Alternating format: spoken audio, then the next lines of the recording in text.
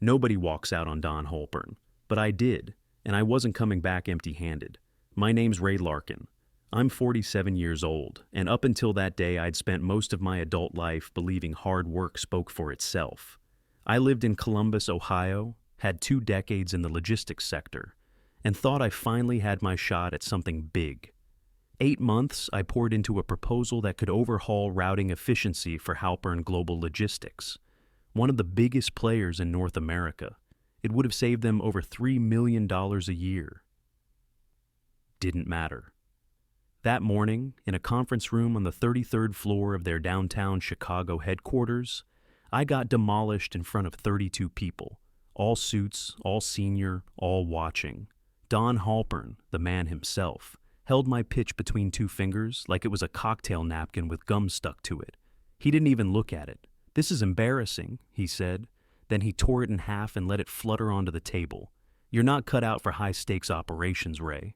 No one moved, not a breath, not a sip of water.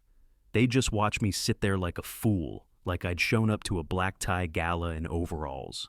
I felt my ears burn, but I kept my face still. My hands were flat on the table, and I could hear the blood thumping in them. I didn't look at the papers, just stared back at Don, straight into those smug, glassy eyes. "You're probably right, sir," I said, standing up. "I'm not in your league." He smirked like he'd just scored a touchdown, like he thought I'd finally accepted my place. But I wasn't broken. I wasn't even angry. Not yet. I was calm. I straightened my jacket, nodded at the others, and walked out of the room. Not a word, not a scene, just gone. I rode the elevator down with 3 people from his strategy team. Nobody made eye contact. One guy looked like he wanted to, but he blinked and stared at the floor instead. Outside, it was cold and loud and smelled like cab exhaust. I walked 2 blocks to the parking garage and climbed into my truck. Sat there, didn't turn the engine on, didn't even move. I just sat there with my hands on the wheel, staring at the wall in front of me like it could give me an answer. 8 months. Don hadn't even read the damn thing. He didn't tear up the numbers. He tore up me, and I'd taken it, kept my mouth shut, walked out with dignity, thought that was the smart move. But the thing is, Don Halpern didn't just toss out a proposal. He tried to erase me, and what he didn't know, what he couldn't have known, was just how deep his reach already ran, how many people he'd hurt, how much damage he'd done long before I ever stepped into that boardroom. He thought I'd walk away and disappear. But Don had made a mistake. He picked the wrong man to humiliate. I wasn't angry yet. Not really. I was more tired. Tired of guys like Don. Tired of the way they smiled while they broke you down. Tired of how they built these glass towers off the backs of other people's labor, other people's ideas, and then acted like they were gods because they wore Italian shoes and called people champ. I sat in my truck in the underground garage for a long time, an hour, maybe more. I didn't cry, I didn't rage, I didn't punch the steering wheel or throw my coffee at the wall like some movie character. I just sat there, my fingers laced together over the wheel, thinking about how many people I'd seen get crushed by men like Don Halpern. Lyle came to mind first. He was a sales director back when I was cutting my teeth in the Kansas City branch. Honest guy, solid work ethic. Don reassigned him to a dead zone out west, a region with 0 growth, no infrastructure, and no shot. Set him up to fail so he could restructure and look decisive. Lyle lost the job, then his house. His wife filed for divorce 6 months later. I remember him telling me, Don said it was just business, like I should thank him for the opportunity. Then there was Cassie, one of the smartest systems analysts I ever worked with. She built a proprietary logistics model, lean, fast, absolutely genius. Don borrowed it during a strategy session, then presented it as part of his executive vision. A week later, he called her too green during a quarterly town hall and passed her up for a promotion she'd earned twice over. She left the industry altogether, last I heard. That's what Don did. He didn't just fire people, he erased them, took their work, stripped their names, rewrote the history, and then told the story with himself as the hero. And now he'd tried to erase me. That's when the fog lifted. That's when something sharp cut through the heaviness in my chest. This wasn't about the deal. It was never about the proposal or the numbers or the execution plan. Don hadn't even looked at it. What he tore in half wasn't just paper. It was me, my time, my reputation, my place. It wasn't personal. Not to him. It never was. But to me, it had become something else entirely. This was about the game. I wasn't going to beat Don Holpern in a boardroom. He owned those spaces. He'd stacked the rooms with people who owed him favors or feared him too much to speak up. That conference table, that wasn't an arena, it was a stage. And he'd written the whole script. No, if I wanted to beat Don, I had to change the venue. I had to find the crack in his armor, and I knew exactly where to start looking. The tech I had pitched, the very overhaul that would have saved him $3.2 million in operating costs. It wasn't mine, not entirely. It belonged to a man named Jared Costa, a quiet systems engineer, brilliant out overlooked, and one of the few people in this business who actually cared about what logistics meant, about what it could do if it wasn't just used for profit margins. I'd met him 2 years earlier. We'd talked shop over coffee, bonded over real-world logistics failures and the ways to fix them. I believed in him. Back then, I told him I'd help get his work noticed. And Don? Don had already tried to steal it once. I didn't know how yet, not the whole picture, but I had a feeling Jared did. And if he was still the man I remembered, then he wouldn't have forgotten what Don tried to do to him either. It was time to make a call. I met Jared Costa at a conference in St. Louis about 2 years back. Most people were busy glad-handing vendors and schmoozing with middle managers. I was just looking for someone who gave a damn about the work. I found him leaning over a laptop at a folding table, showing a logistics optimization model to anyone who'd listen. Most didn't. I did. He wasn't slick. No PowerPoint, just a whiteboard, a beat-up ThinkPad, and a map of Midwestern transport corridors that had more red lines than a cardiac scan. But his system worked. I could see it in 10 minutes flat. He wasn't pitching it for money. He was trying to solve a real problem. Medical supply routes, insulin, biologics, plasma units. His daughter, he told me later, had a rare autoimmune disease that required refrigerated shipments twice a week. One late delivery could mean a trip to the ER. He built the model for her. We kept in touch after that. Shared notes, swapped data sets. I pitched his model twice, once to a regional firm, once to Halpern. He told me he wasn't ready to license it. I respected that. So, when I called him the day after Don tore my proposal in half, he answered on the second ring. "Ray," he said, "I heard." Of course he had. Word traveled fast in this industry, especially when someone got humiliated in front of 36 executives. "I need to talk," I said, in person. He didn't ask questions, just said, "You free tonight?" We met at a diner off I-88, same place we'd met a few times before. I slid into the booth across from him.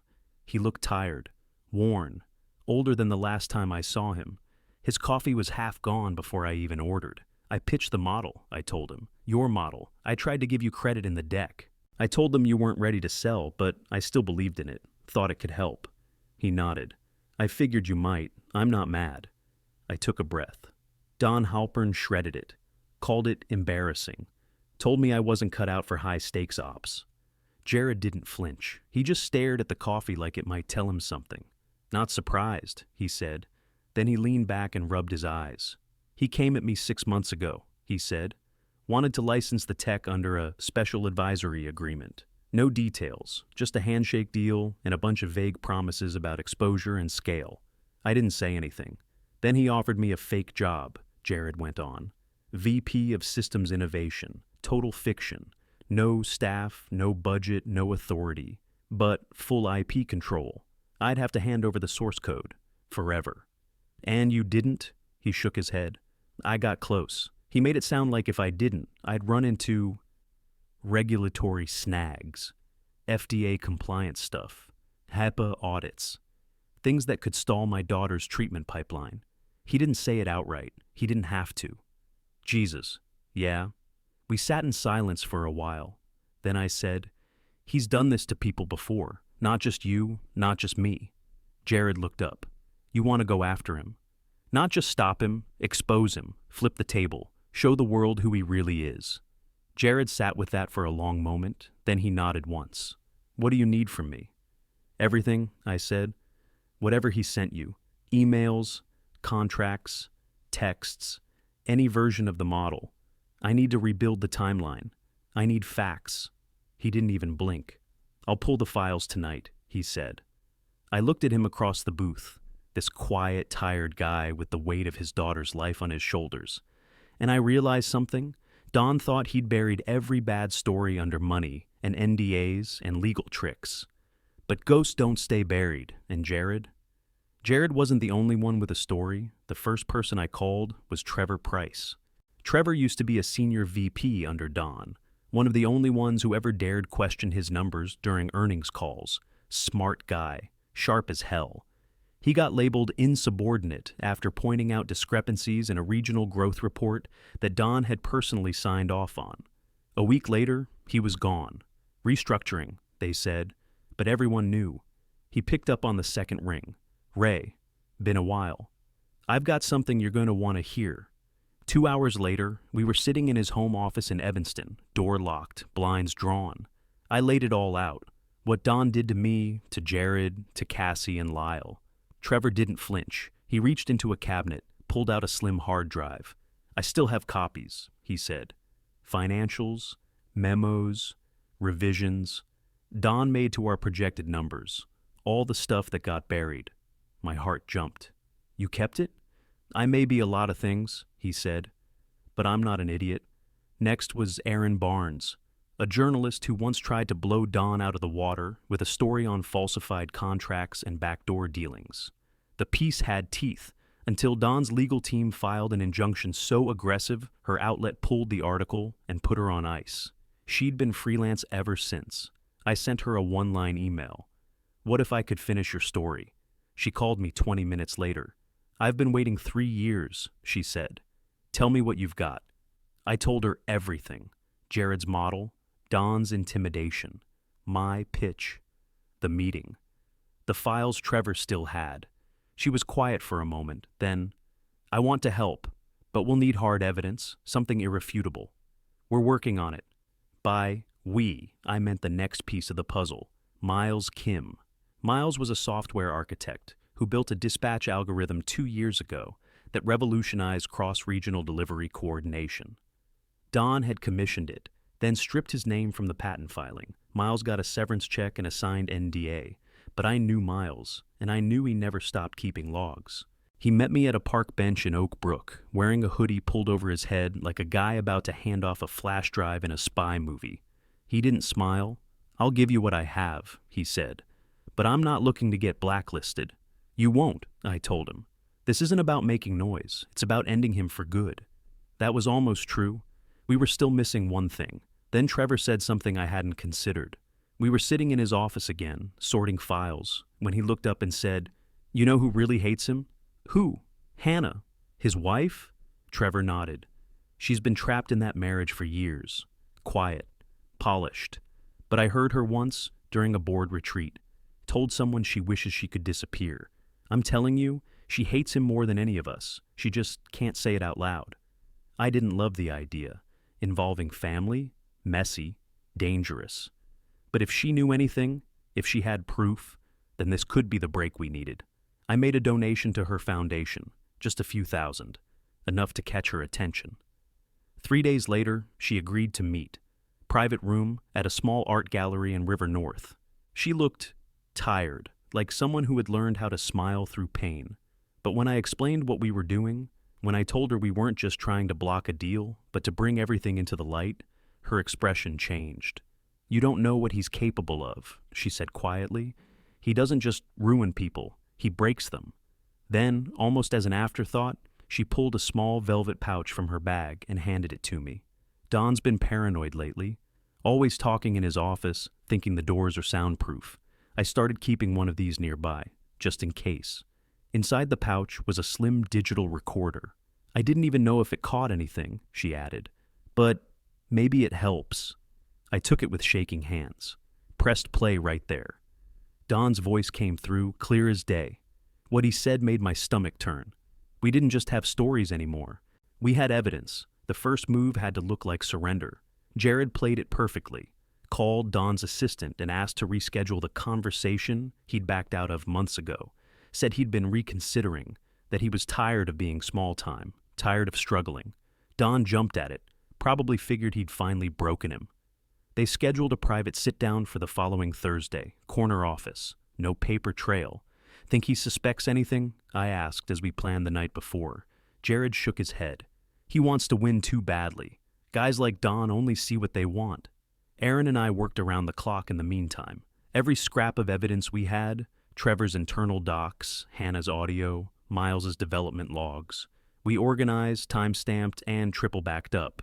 Aaron built out a full case file, like a prosecutor preparing for trial. This is going to go nuclear, she said, eyes glued to her laptop. Once this goes live, it's not just a story, it's a reckoning. Miles, who barely spoke unless it was code, handed us the linchpin. I made you something, he said one night, sliding a small black box across the table. It looked like a stylus.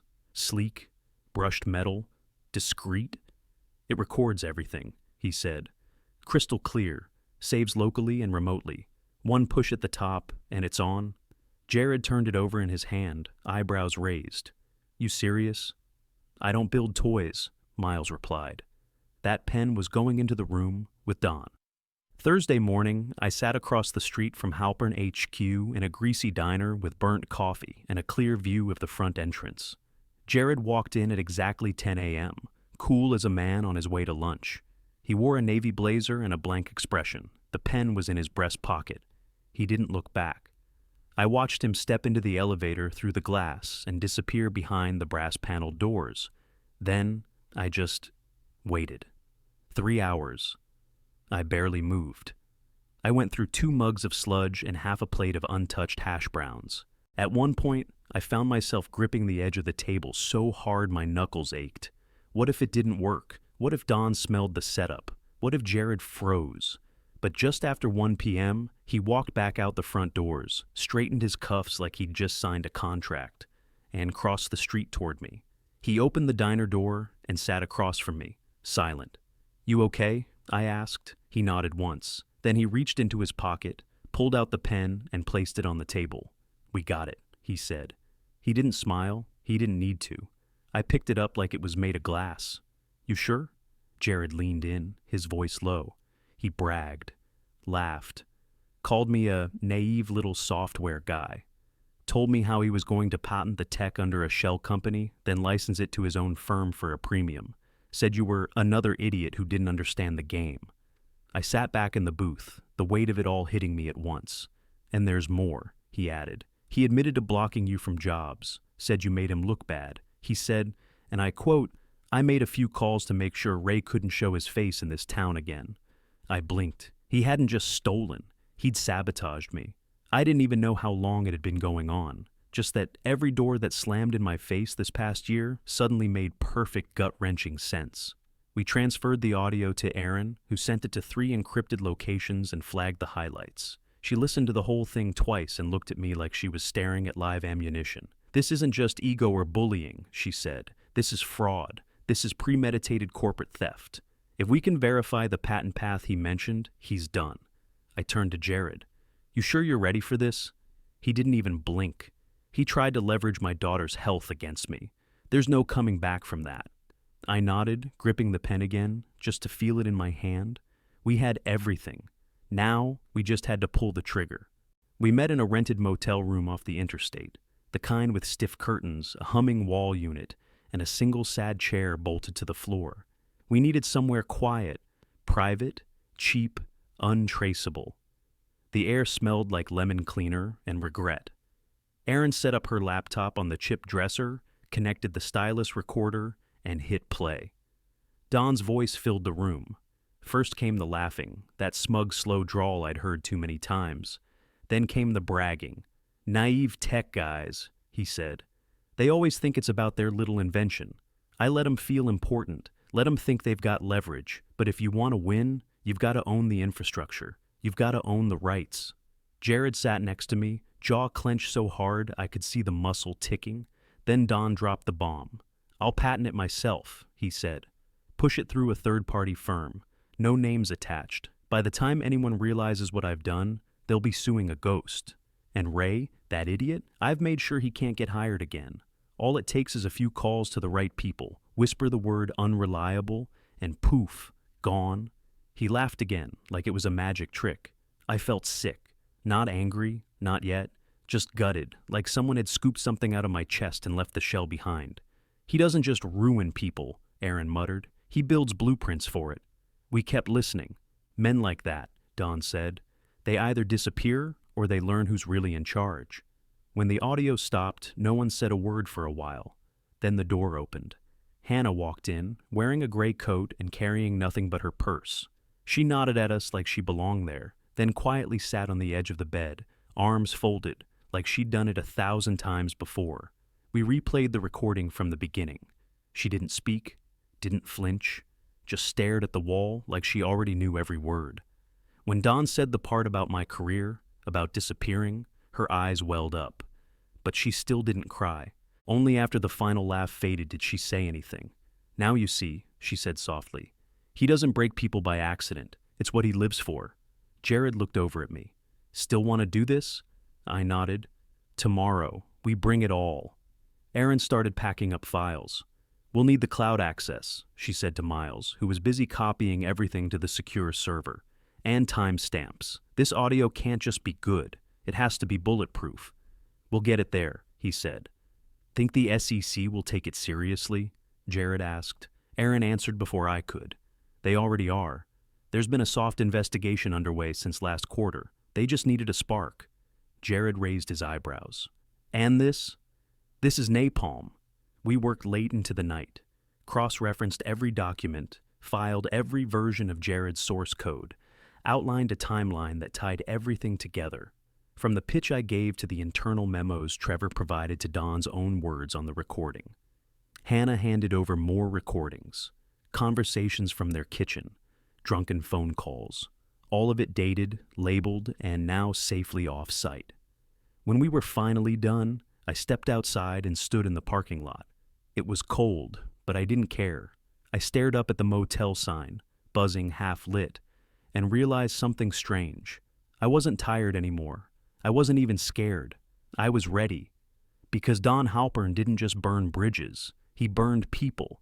And for the first time in a long time, we weren't just survivors. We were the spark. At 6:58 a.m., Erin's fingers hovered over the publish button, like a trigger. You ready? She asked. I nodded once.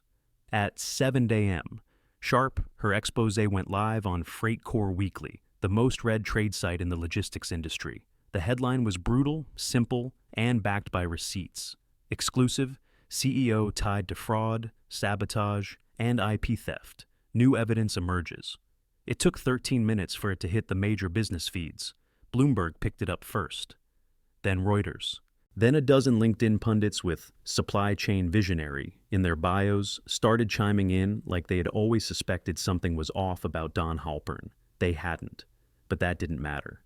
Now, by 7:45, the story had over 50,000 reads and was trending on X. At 8:03, we sent a secure link with our entire archive. The recordings, internal memos, code logs, doctored financials, everything, to 3 places: the SEC's Regional Enforcement Office, Don's Board of Directors, and their top 5 institutional investors, all within 60 seconds of each other. We didn't just send the files. We included a full breakdown, a timeline, and a curated index that showed exactly where to look, what Don had said, what he'd done, and how it connected to existing compliance violations. Erin's journalistic instincts made sure the tone was matter of fact, not dramatic. It didn't need drama. The truth was enough. At 9:15, one of the board members replied directly. Just 3 words. We need to talk. By 9:40, Don's phone was blowing up. I knew this because his assistant, Cheryl, who I'd always suspected was better than the job she had, texted me from a burner number. Phones won't stop. He's screaming in the hallway. Something broke. Good. By 10:20, the firm's legal team requested a hold on their upcoming IPO, citing unexpected internal developments. They didn't say Don's name. They didn't have to. And then came step 3. At 11 a.m., on the dot, Hannah Halpern stood behind a podium at an Arts Foundation luncheon, press invited, cameras rolling, and made her move. She didn't accuse anyone. She didn't name names. What she did do was announce a new initiative through her foundation, a multi-million-dollar grant program to support whistleblowers, especially those silenced or threatened within corporate hierarchies. She told a story about silence, about control, about the damage done by unchecked power. And though she never said the words abuse or Don, every person in the room knew. That video hit social media within the hour. By noon, the empire was burning. I walked through the front doors of Halpern Logistics at 12:05 p.m. Nobody stopped me. The receptionist looked like she'd seen a ghost. I nodded politely, stepped into the elevator, and pressed the button for the top floor. I sat in Don's office, in the same chair he'd tossed my proposal on 6 weeks earlier. This time, I didn't bring a folder. This time, I brought silence. Outside the glass walls, the building buzzed like a kicked anthill. Suits on phones, assistants whispering, someone from HR crying in the corner. Inside, I waited. Don didn't know I was there yet. He was still in a conference room with the board. I imagined how that conversation was going. The same smug tone, the same empty defenses, until someone pressed play on the audio of him talking about ghost patents and destroying people's careers like it was a chess move. I leaned back, folded my hands, and stared out the window. Down below, people kept moving. Trucks lined up at the docks. Forklifts zipped in and out of shadows. The company would survive. But Don wouldn't. For once in his life, he had no one left to intimidate. No fall guy to blame, no woman to silence, no assistant to fix the fallout, just the truth. And me, waiting in his chair. It was almost poetic. Almost. Don stormed into the office like a man trying to outrun a fire. He started himself. The glass door slammed open so hard it bounced against the stopper. His face was red. Not angry red, cornered red. His tie was crooked, and his jacket hung off one shoulder like he'd gotten into a fight with it halfway down the hall. When he saw me sitting in his chair, one foot casually resting on his polished credenza, he froze. "You've got 10 seconds to get out," he snapped. I didn't move. "Nah, I'm good right here." His eyes darted around the office like he was looking for backup, like someone was going to come in and haul me out. But no one came. It was just us now. "It's over, Don," I said. "You're done. They've got everything." He barked a laugh, but it cracked halfway through. "You don't know what you've done. You think that puff piece and some doctored audio changes anything?" "I think it changes everything," I said calmly. "And it's not just audio. It's financial records, source code, a signed statement from your wife, 2 internal whistleblowers, and a pending investigation from the SEC. He stepped toward me, chest puffed, that old bluster kicking in. "You're a nobody, Ray. You don't have the clout to bring me down. You couldn't even survive a conference room. You think the board cares about your little pity parade?" I stood up slowly. "They care now. You think I haven't seen crap like this before? Stories, leaks, people who get in over their heads and think they're crusaders? You're not special. You're just another guy with a grudge." I shook my head. "No, I'm a guy you shouldn't have underestimated. You didn't just humiliate me, Don. You targeted me. You made sure I couldn't get hired again. You played puppet master behind my back for over a year." He didn't deny it. He just narrowed his eyes. I reached into my coat pocket and pulled out a flash drive, held it up between 2 fingers. The same way he once held my proposal. "You want to know what sealed it?" I asked. "The recording. The one where you called me an idiot, said you'd ghost patent Jared's work, and bragged about making people disappear. That's what broke it open. That's what made people finally see you." His mouth opened, but nothing came out. He took a shaky step toward me. "You smug little..." I pointed toward the ceiling. He paused. "Your cameras," I said. "They're still rolling. You're on your own footage right now." His shoulders dropped like a scaffold giving out. I swear I could hear the air leak out of him. He sat down slowly, like the weight of it all had just caught up. He looked around the room, the corner office, the skyline view, the awards on the shelves, the empty brandy decanter, and finally he looked at me like he actually saw me for the first time. "You did all this because of your feelings," he said. His voice was flat now, hollow. I leaned against the edge of his desk. "No, Don. I did it because you've left wreckage everywhere. Lyle, Cassie, Jared, Hannah, Trevor, me. You ruin people, and you've gotten away with it for years." He didn't argue. I didn't expect him to. This was always going to catch up to you, I said. You just didn't think it would be from someone like me. He looked down at his hands, then rubbed his face. What happens now? The board votes. Emergency session. They've seen the evidence. They're not going to protect you. He chuckled weakly. You think I'll go to jail? I didn't answer. Let that one hang. Instead, I picked up my coat and turned toward the door. I walked out of this office once already, Don. Back then, it was my name they were laughing at, my work getting torn in half. He didn't say a word. I opened the door, glanced over my shoulder. This time, it's your life falling apart. I'm just the guy walking out calmly. Then I left. The hallway outside was quiet. No one met my eyes, and somewhere behind me, a man who once ran a $900 million empire sat in silence, finally out of moves. Don was forced to resign by 5 p.m. that same day. The board didn't stall, they didn't negotiate. They called an emergency vote, and it was unanimous. No golden parachute, no press conference, just a terse press release. Effective immediately, Don Halpern has stepped down. By 5:12, his name had been scrubbed from the company's website. By 5:30, the SEC had formally opened an investigation, and by the next morning, they were already requesting internal documentation. It didn't stop there. Hannah filed for divorce before the sun came up. Aaron and I had helped her prep the night before. Documentation, photos, transcripts, timestamps. The court granted a restraining order within 24 hours, citing 12 separate incidents of psychological or physical abuse. She didn't flinch once in front of the judge. The woman who once showed up looking like she was made of cracked glass now stood 10 feet tall. As for Jared's tech, that landed exactly where it should have. We cut a deal with a mid-sized transport firm based out of Columbus, one that had a clean reputation and leadership that actually gave a damn about doing things right. They paid fair market value and gave Jared full visibility into implementation. The final deal came out to $6.1 million. Jared called me that night and said, I think my daughter's going to get the best care in the country now. I didn't cry, but something close bubbled up. I got job offers after that. Lots of them. Head of strategy, VP of logistics. Even a consulting pitch from a federal compliance agency.